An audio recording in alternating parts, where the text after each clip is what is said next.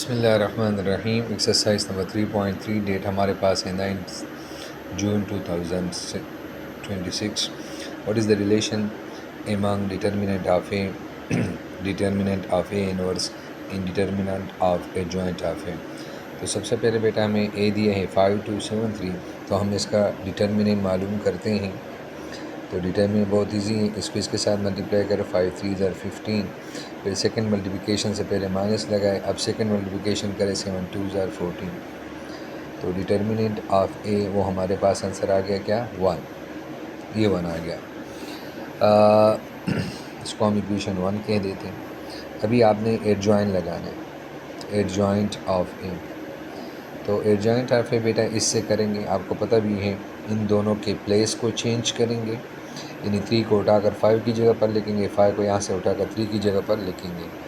और ये जो दोनों हैं इनके हमने साइन चेंज करना है। तो कुछ इस तरह से हो जाएगा, 3 यहाँ और 5 यहाँ, और इन दोनों के साइन चेंज करो तो -2 और -7। ये एडजॉइंट मैट्रिक्स बन गया। अब इस एडजॉइंट मैट्रिक्स का हमने क्या लेना है, डिटर्मिनेंट। तो 5 3 ज़र 15 हो जाएगा। सेकंड मल्टीप्लिकेशन करने से पहले आपने माइनस लगाने। अब इन दोनों को मल्टीप्लाई करो, माइनस माइनस प्लस, 7 2 ज़र 14 आ जाएगा। तो एडजॉइंट ऑफ ए वो भी इसका आंसर क्या आ गया, 1 आ गया, 1। हम इसको इक्वेशन नंबर 2 कर देते हैं। अभी बेटा हमने ए इनवर्स फाइंड करना। तो ए इनवर्स फाइंड करने के लिए आपको पता होना चाहिए कि ए इनवर्स जो है वो हमारे पास फार्मूला है, वो हम ऐसे मालूम करते हैं, 1/1 determinant of A and adjoint of A. तो ये सारी चीज़ें हमारे साथ मौजूद हैं, हमने वहाँ से लेनी है। तो ए इनवर्स हो जाएगा 1/1 डिटर्मिनेंट ऑफ ए। अगर आप देखें हमने यहाँ निकाले तो की वैल्यू है 1। और इसी तरह एडजॉइंट ऑफ ए, ये देखो ये मैंने बनाया था एडजॉइंट ऑफ ए, ये यहाँ लिखना है 3 -7 और -2 और 5, ये हमारा आ गया। अभी बेटा अगर आप 1 को 1 पर डिवाइड करेंगे तो 1 ही आएगा। फिर इस 1 को इसके साथ मल्टीप्लाई करेंगे तो ज़ाहिर बात है यही मैट्रिक्स ही आएगा। जब ये आ गया हमने इसका बी डिटर्मिनेंट मालूम करना है। तो ये हो जाएगा बेटा 5 3 ज़र 15। सेकेंड मल्टीप्लिकेशन से पहले माइनस, फिर ये सेकेंड मल्टीप्लाई करो तो माइनस माइनस प्लस, 2 7 ज़र 14। तो ए इनवर्स का डिटर्मिनेंट हमारे पास आ गया बेटा 1। अब अगर आप पीछे आ जाएं तो आप देखेंगे इसका डिटर्मिनेंट भी 1 आ रहा है, एडजॉइंट का जो डिटर्मिनेंट है वो भी 1 दे रहा है, और जो ए का बजाते ख़ुद डिटर्मिनेंट है वो भी 1 आ रहा है। तो हम यहाँ लिख सकते हैं from 1 equation, 2 equation and 3 equation से हम कह सकते हैं, क्या कह सकते हैं कि डिटर्मिनेंट ऑफ ए उसका आंसर इनवर्स ऑफ ए और उसका आंसर एडजॉइंट ऑफ ए के डिटर्मिनेंट के बराबर होता है। सो ये रिलेशन हासिल इज़ द रिक्वायर्ड रिलेशन।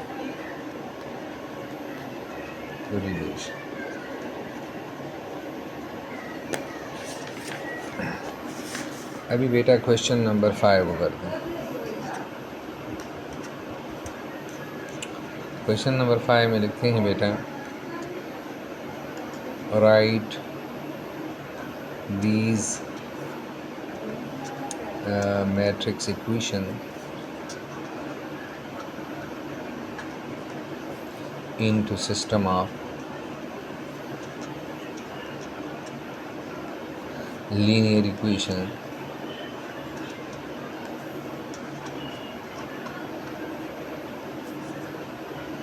और साथ में लिखते हैं if possible।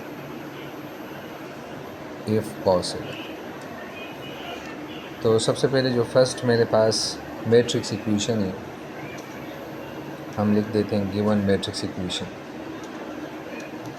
Given matrix equation, वो हमारे पास है 4 3 2 1। दूसरा है x y is equal to 6 4। तो इफ़ पॉसिबल के लिए आपने देखना है number of columns in first matrix वो क्या है, वो इसमें और इसमें दो हैं, और यही दो जो है इस दूसरे मैट्रिक्स में is equal two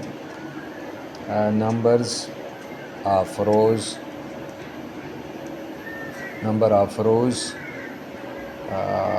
of second matrix.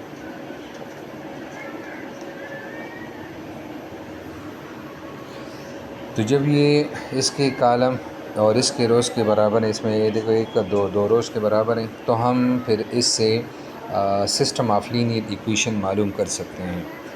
तो सिस्टम ऑफ लीनियर इक्वेशन मालूम करना बेहद अब आसान है। अगर ये चीज़ इक्वल हो जाए तो फिर ये पॉसिबल है, अगर ये इक्वल ना हो तो फिर ये पॉसिबल नहीं, क्योंकि अब हमारे केस में इक्वल आ रहा है। तो अब इससे सिस्टम ऑफ लीनियर इक्वेशन जो है बहुत आसानी से मालूम कर सकते हैं। और इसका तरीका है कि सबसे पहले हम इनको मल्टीप्लाई करें। तो 4 को x के साथ मल्टीप्लाई करो 4x आ जाएगा, और 2 को y के साथ मल्टीप्लाई करो तो 2y आ जाएगा, और इसी तरह 3 को x के साथ मल्टीप्लाई करो 3x आ जाएगा, और 1 को y के साथ मल्टीप्लाई करो y आ जाएगा। तो यहाँ हमारे पास आ गया 6 और 4। अब आप देख रहे हैं कि दोनों मैट्रिसेस इक्वल है।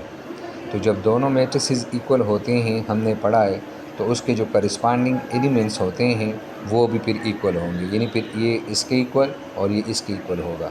हमारे पास इक्वेशन आ गया 2y इज़ इक्वल टू 6, और दूसरा आ गया 3x plus y is equal to 4। ये हमारा क्या है, is the required system of linear equation.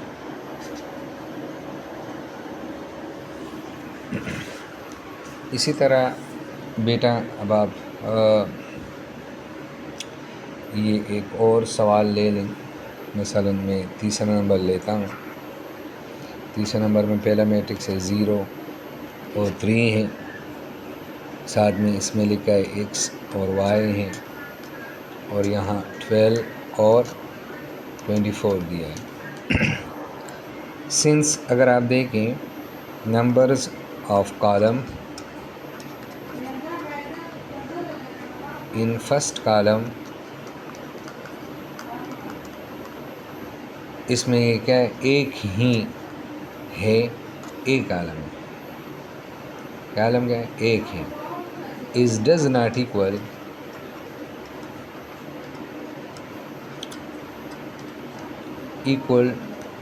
To the number of rose.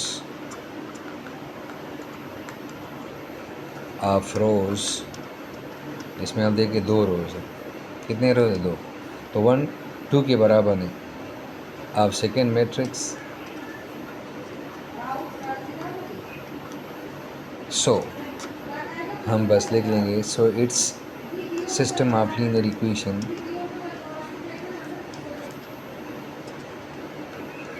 so is system of linear equation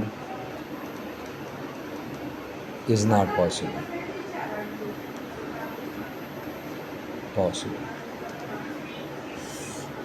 उम्मीद है आपको क्वेश्चन नंबर 4 और ये जो क्वेश्चन नंबर 5 मैंने कर लिया है इसकी समझ आ गई होगी। बाकी जो एक सवाल दो रह गया उसकी आप प्रैक्टिस करके मुझे भिजवा दें। Thank you very much.